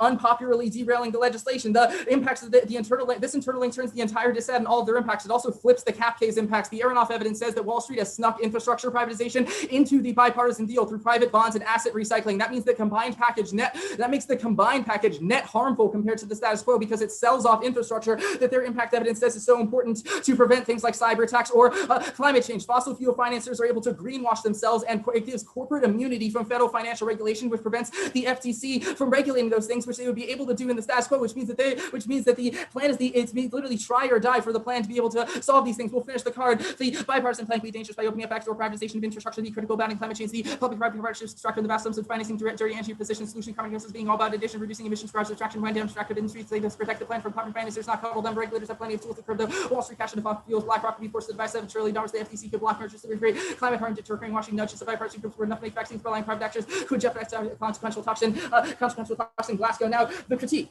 They sounded great, but everything that they said was functionally wrong. None of this links to the app. And to the extent that it does, you have to answer the question of how the alternative solves any of it. There's no uniqueness. Weigh the consequences of plan action against critique. They can win critiques of our representations, but they must filter them through policy actions that they offer. We can kick some of our representations, such as the argument that neoliberalism is inevitable, if they can kick arguments that are pro-oil on their other flows. That's best for fairness. The plan is at the center of the debate. Anything else moots 1AC speech timing causes infinite regression, where they pull random ununderlined parts of evidence that we don't need, and we have to be defendable to that. The permutation through both. There's no mutual exclusivity between the alt and closing the Halliburton loophole. The alt either doesn't ban fracking, which means that their environmental impacts are inevitable, or it does, which is a floating pick and a conceded voting issue for stealing the core piece of Afghan and mooting 8 minutes of 1AC offense. The alt don't just let them wish cast themselves into some long history of communism. They read a Dean card, which means that if it's offensive to reduce communism to only Dean, they maybe shouldn't have read that card. It doesn't make any sense. The analysis that explains what their alternative leads to quite literally leads to the PSL, which is they conceded is a party that is misogynist and chauvinist and leads to a collapse of the working class to be able to actually actualize communism, which means that there is no alternative. There is no revolution. They've also conceded that all of their arguments that reject that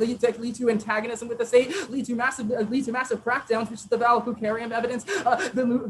There are tons of surveillance tech and military arms in the status quo, which makes it functionally impossible. Those things are not inevitable if the permutation combines itself with their particular socialist movement. They don't solve any of their native land arguments, any of their give back the land arguments, and their arguments about the distinction about the public-private, about how we just lead to the further privatization through the public. It's just something that neoliberals will be very glad to hear, insofar as it means that any possible public intervention into private markets is framed as somehow more neoliberalism, which just lets them do what they're doing, which means fossil fuels still exist in the world of the alt, and they solve absolutely nothing. We link turn everything.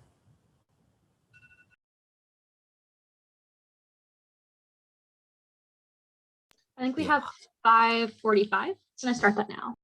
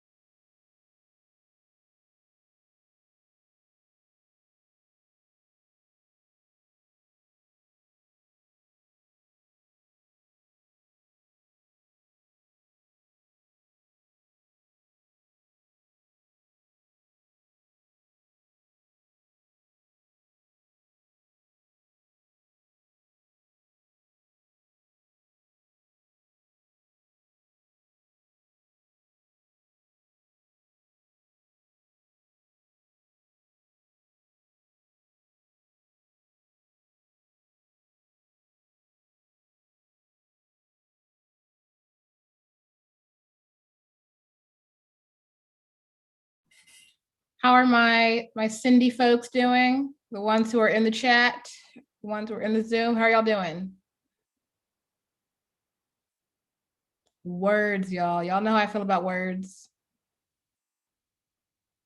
Skylar, Sarah, Gabby, Anisha. Who else? Annabelle, Justin, Tanishka, Zach.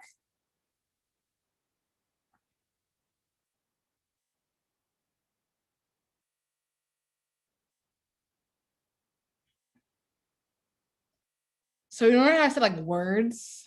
That's like the projection of noise. I'm doing great, Jasmine. How are you? I'm doing, thank you. Thank you for asking. I'm doing well. I'm doing well. That wasn't the answer to the question though, in terms of like the debate, but thank you for checking in. Self-care. Annabelle, how's it going? Good. I'm trying to flow the debate, but it's kind of hard to follow some of the analytics, but otherwise I think it's good. Okay, we're getting better at flowing. Heard you. Sarah? Yeah, I agree. Flowing is kind of difficult, but it's pretty interesting to see how it pans out. Are we going to be seeing some of this implemented in your debates in the future? Yeah, hopefully.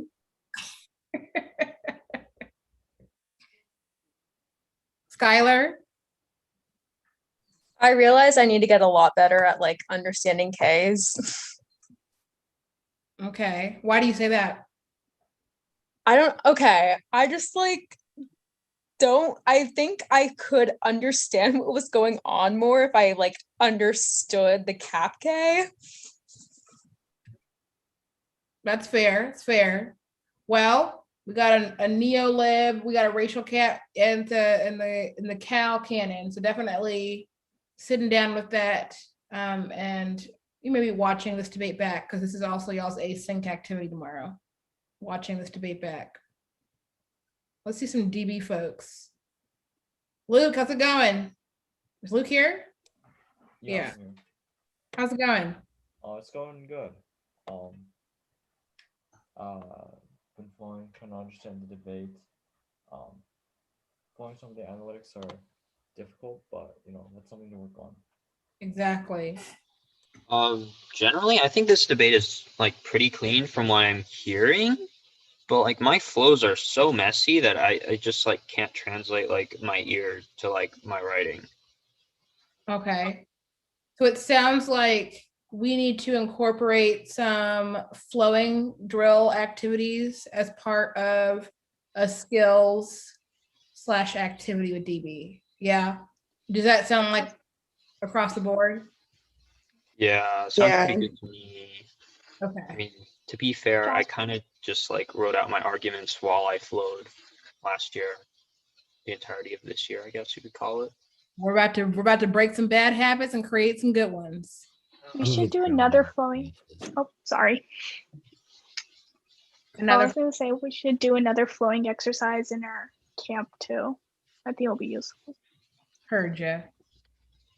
Who have I not heard? You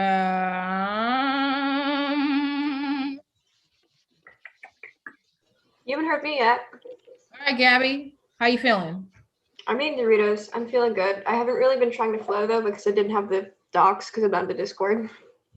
That is not an excuse for flowing though. Flowing is not having access to docs. Flowing is listening. It's difficult when I don't have the documents there for me. You gotta break those habits. You gotta break them. Old folk like me and Nate, we're gonna break those habits. Not the old. Also, if you ever want to, I feel it. But if you ever watch a debate online, right, from like a past debate or whatever, you can't get the email chain back from that. So I think that when I was debating, at least, if like you want to know how I learned to flow, is that I learned how to flow without even cards existing around me. I learned to flow only from watching debates that I had no access to evidence. So that's my suggestion. But people say that I do too much. They didn't put any of the analytics on that doc, so I don't. Greg, Greg, you want to see my analytics? I believe you. My analytics also just over here. My analytics, Greg. These are my analytics. This is every block that everything that I read the 2 NC is right here. I see it. I promise you. I will send you a photo if you want. It's literally everything I wrote for my on paper for my CapK page, I decided not to read that speech. So. Love that. All right. Am I good to go now? Yeah. All right, great. Cool. So it'll be case, then the counter plan, then the disad, then the K starting with the framework. And then straight down. Wait, sorry, could you say that one more time? Okay, case, counter plan, disad, and then the K starting with the framework. Same order as the 2 and C.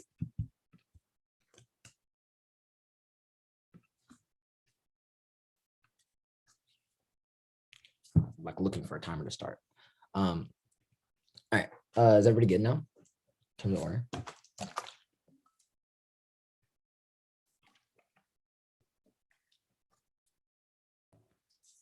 Everybody good? Remember when I said check on the top of every speech and then check on the bottom? This is the exact trap that Greg falls into. All of his arguments about how they close things like house outcomes, etc., are not linked to all the arguments that below about how they should have to solve any of these things. Things like house outcomes are also linked to Newark, the president of asthma in places like Newark, where plants are putting out bad air, etc. All things that the Af can't solve, and so they can't even overcome things like the health outcomes in order to solve. This is what the Greenberg evidence is talking about. Inevitable things like privatization, the existence of private companies and their ability to take over things like land in places like cities and urbanization, all creating those are the same health outcomes, environmental degradation the Af can't overcome. Fracking is not the center to this, and they don't stop fracking because, like I said, the bill doesn't actually resolve things like the ability to frack in the first place. It only stops the amount of budget that we allow for it to have within the government. It doesn't actually change the ability for the government to have control of this land, which will be all of the Christian debate below. Like Greg just skips over the link debate, but all the arguments about how the loopholes are getting rid of the loopholes is key to resolve the problems with fracking, and that this is just propaganda. Doesn't answer any of the arguments on how the market goes international. The arguments on how the U.S. market goes under doesn't make sense in a world where the U.S. market is already thriving over its ability to create investments and intervention in other countries to creating a thriving oil market internationally. It's literally been the history of U.S. intervention for the last like 10 years. I don't know where you were, but Bush did it. Our arguments about all the arguments that they're making about probability and magnitude don't make sense. So we can see that we don't need to win utility and win any part of this debate. So I'm just not going to go for it. Sure, capitalism is the most probable thing because it's literally right in front of us every day. Now go to the counter plan. All of the arguments about how that we perform all the arguments about performing the contradiction I'll do on the framework part of the criticism, but at the time for the argument that they didn't extend, which is the solvency deficit about how feds lack expertise to do things like resolve things like dirty water on the ground, proves the arguments I was making about the example in Flint and the way in which state and local governments break up the possibility of the plan for being effective in the first place. It not only means that they can't solve dirty water, but that the local governments could always mess it up with municipal plans that they make with other private entities. And so neoliberalism isn't inevitable. It's a pact that is made with the state, which means that they don't address any of the these level arguments I'm making on the criticism, which means they can't answer any of it. Onto the dissad, big mistake. Our argument is that the dissad we're not going for it. The turn is wrong. Biden acknowledges that Democrats will handle the reconciliation on their own already, which not unique to the term, but the deal has to be a true bipartisan effort for it to be a true symbolic victory. That means it's not inevitable. That means we don't force moderates, Democrats in the middle in order to be solved infrastructure or greenwashing. That means moderates realize the GOP fails. The plan isn't key to showing them that they have zero cards on the issue. They rather prefer the negative evidence that says that Biden loses political capital as a result of the plan. Now, on to the criticism at the top, no answering of the evidence that I read on the framework, which means there's no way for them to win that you should do anything but evaluate the debate to the goal of making revolution. They have not won it. The one they see is revolutionary. Their only argument is that you should only evaluate this through policy proposals, which is not only a new caveat to the interp in the 2NC, it's not carried over. The 2NC just says weigh the app versus the critique. It doesn't say how the solutions have to be proposed, which means that they don't create a new filter for how we should propose solutions here. All of the arguments, even if they're right, are disproven by the sought out evidence, which says that only placing power in politics doesn't allow us to actually think about how we can truly test tactics. It also justifies our conditionality because it says that getting testing tactics in order to figure out which one is efficient, i.e. the way to which we propose other flows in this debate is particularly good, but the idea that we can only use the state in order to do that and apologize to the one in front of us doesn't allow us to actually test the way in which the institutions are securing neoliberalism. Onto the criticism popular. They've already conceded all the arguments that I made at the top list about how capitalism structures the ability in the historical context of the plan for even existing fracking.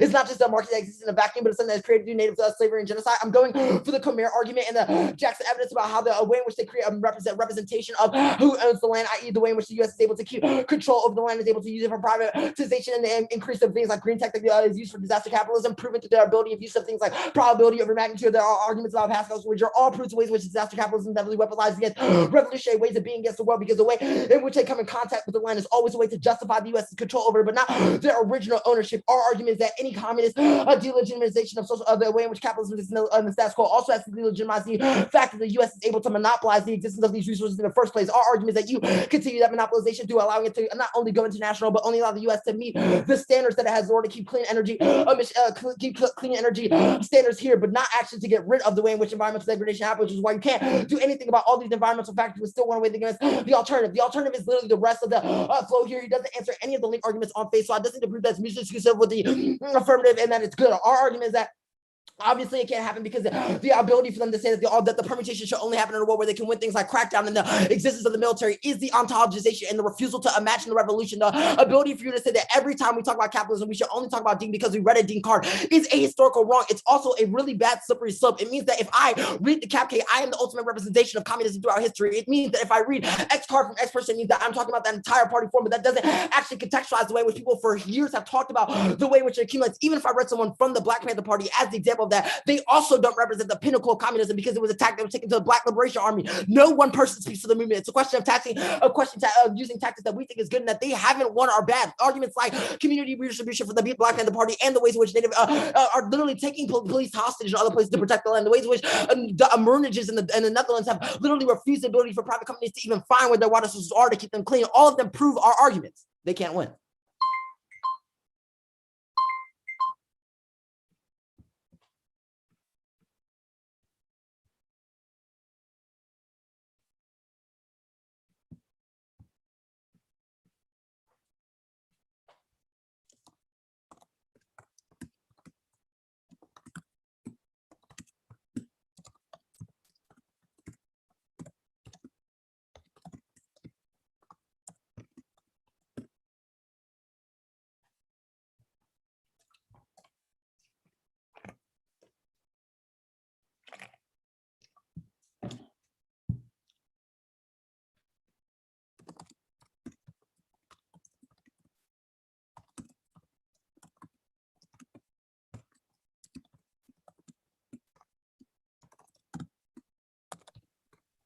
Final speech energy, y'all. Final speeches energy.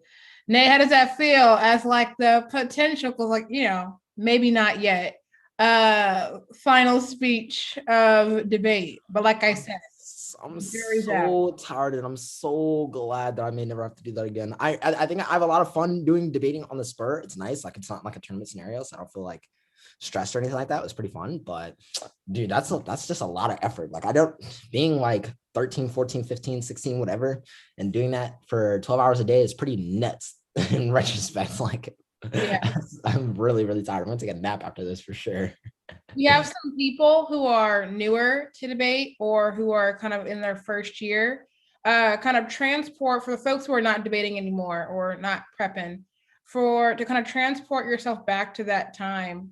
And like, if you were to watch this, right, you're like, what the heck is going on? What are some words that you would tell, you know, to tell them to kind of be encouraging, but also like how to utilize these next 10 days for some folks and 4 weeks for others?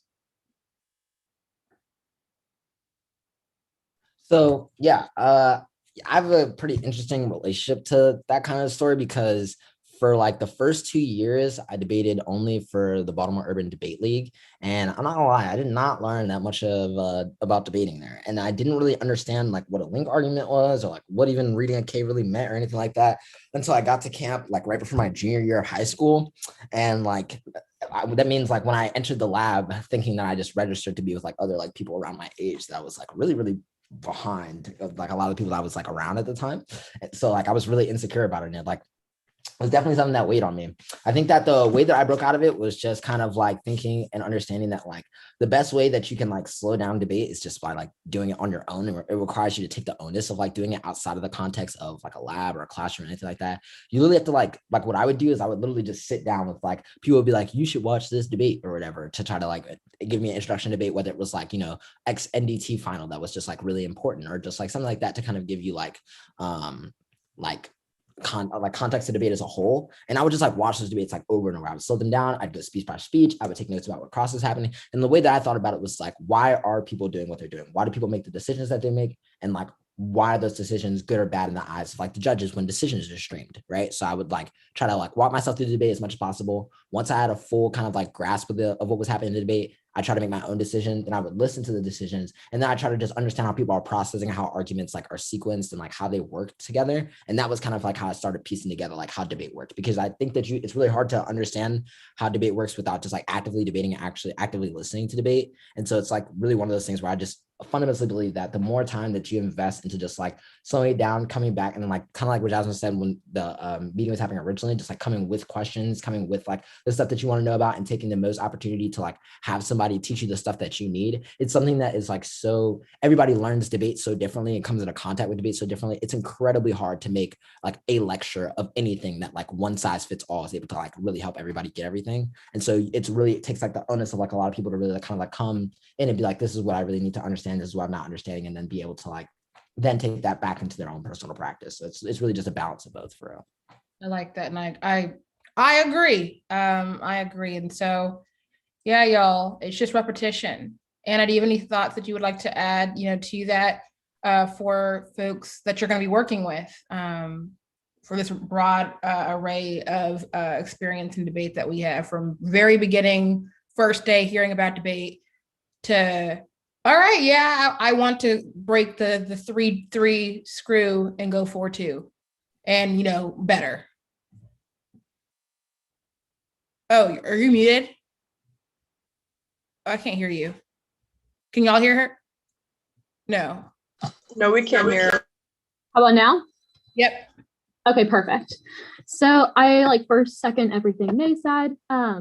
I learned debate mostly in high school by watching videos online of other people debating, and it's totally okay to not know what's going on at first. Like I would watch actually like Greg even and Nay growing up. So like this is kind of cool debating with people I learned debate from online, but it's important that even when you're beginning debate and it's confusing or people are going really fast, that's when you can, because it's all recorded, slow things down. You can play it at half speed. You can go back, catch a speech.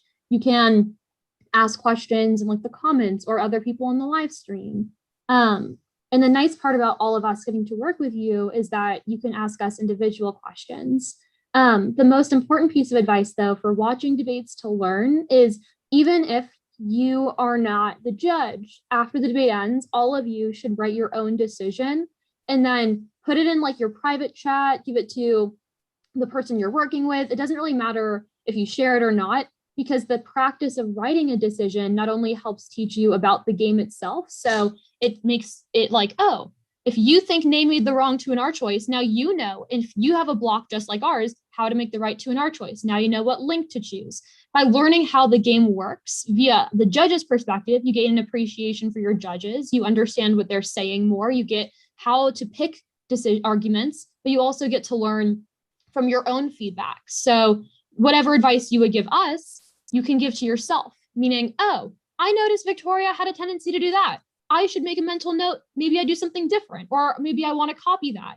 So writing decisions is really important. I would, like with my high school coaches, I would watch every video in the world, and then sometimes would tell them my decisions and we talk it through and then watch whatever the judges said after, so we can get those distinctions. This debate's a little different. You're obviously welcome to talk to all of us about your decisions, but that process is just really important.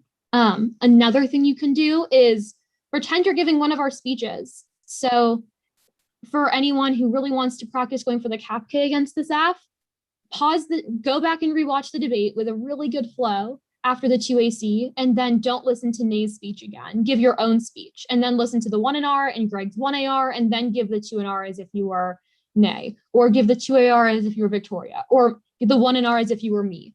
That's a really good way that even if you don't have a practice debate scheduled or you don't get a practice debate, you still get to have that practice, and you get to simulate it against like some of the best debaters you'll ever debate. Like, still, I should mention, like getting to answer practice against a Greg Zota 1AR is probably better practice than you are going to get against most people you'll debate. So those are good things you can always do.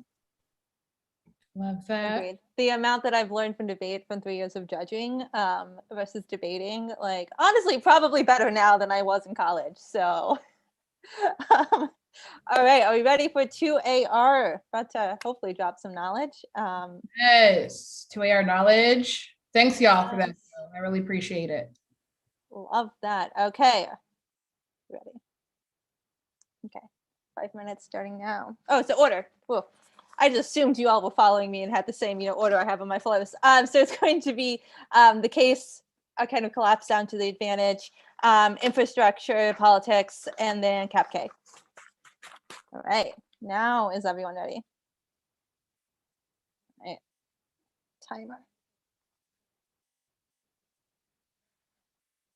The F is key to halt unregulated fracking nationwide, which causes the cancer, heart defects, miscarriages, and a bunch of other health problems, and it's disproportionately against native tribes and low-income communities who lack healthcare. Yes, this is a huge thing that we can solve, even if the world is not perfect. The world is better without the F, without the groundwater contamination that we don't even know how contaminated it is because the Halliburton loophole. That's exactly what's happening right now. And that if you think there's even a small risk of the F doing something good, that you think fracking is bad, that it causes that literally explodes wastewater and horrible chemicals into the groundwater, which is literally how fracking works, means that there's only net better that the AF can do. That fracking, even if it can't solve absolutely everything, it's still important to close this loophole so we can at least study and understand what is bad and what these environmental impacts are happening right now, as opposed to this unfettered industry that is currently happening now, which is what you should prefer. These high probability, we know it's happening now, but it's their low probability of them having a successful revolution. Moving on to the infrastructure. They made a big mistake on this. They underestimated a Greg Zoda card here, and the on-off evidence is really good. The rainy evidence researcher in this, which means that right now the only world that's going if the bipartisan bill doesn't pass, that is fine, that is better. The rainy evidence says the reconciliation is going to happen now regardless, which is a better way to do it, which means it solves the impacts. But the RNF piece of evidence says that if they can't pass the bipartisan bill, which they say we wouldn't pass the plan, which is good, that the James PC, we say that's good. And that means that the bipartisan bill won't exist, which means there won't be pirate bonds, there won't be backdoor privatization of the entire climate change revolution, which is what the RNF card is saying. It leads to dirty energy, Wall Street involvement, means that we can't regulate things in the future like the FTC, and it means that the new party is going to be terrible, and that the new party will be in this world of the RNF evidence, which will be a worse world to solve all environmental collapse. Even in a world in which they have the party, means that they will have a worse reaction to the environmental degradation and climate change because of the RNF evidence that they did not correctly handle. It's a really good piece of evidence. If you know Discord, you should read it later. It's really good. You all should be reading it. On the cap K.